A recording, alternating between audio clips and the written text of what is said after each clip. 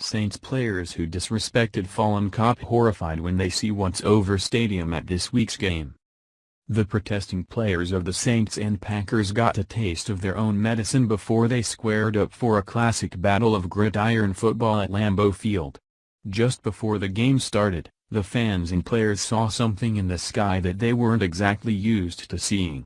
It was a small airplane circling the field, but there was something hanging from it that caught them off guard. Upon closer look, they noticed it was a banner that had a message to all the people in the stadium. It was a message especially to those who take a knee to protest the national anthem and show their disregard and disrespect to American citizens, soldiers, veterans, and our great country in general.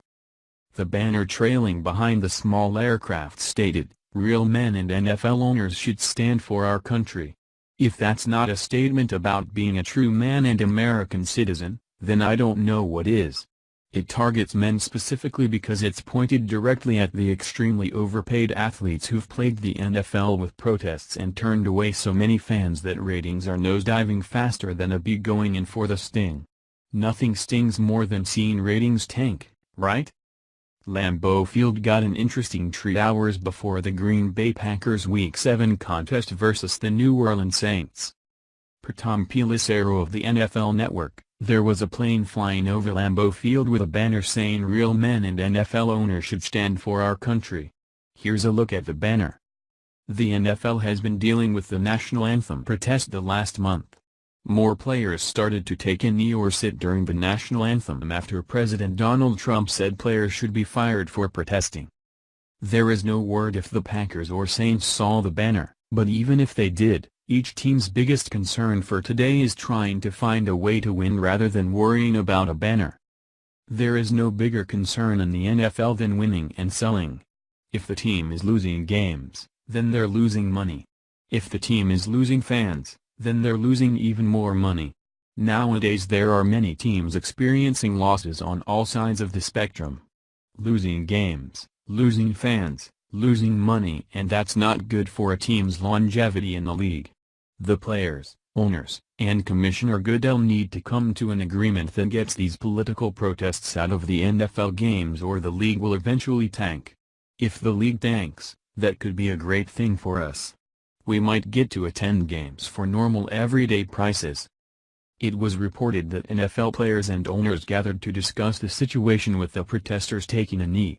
It was later reported that nothing came out of the meeting, although it was a positive meeting, but alas, the protests weren't banned like they should be.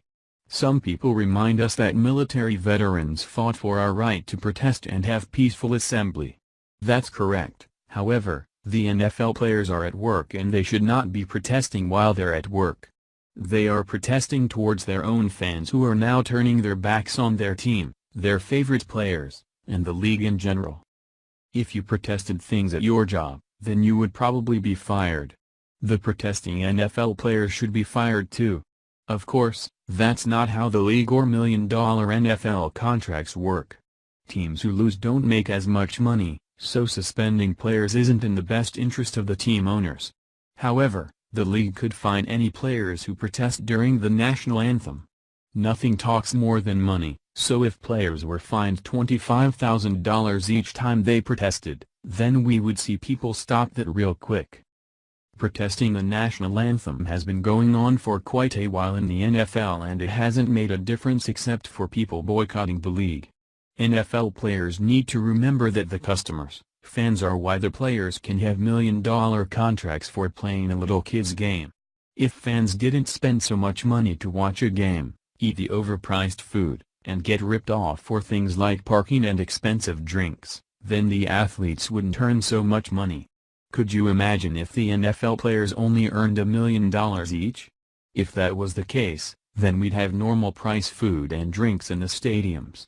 We wouldn't pay $40 plus for parking. We would be treated like respectable citizens instead of price gouged before we even get in the door. NFL football is entertainment.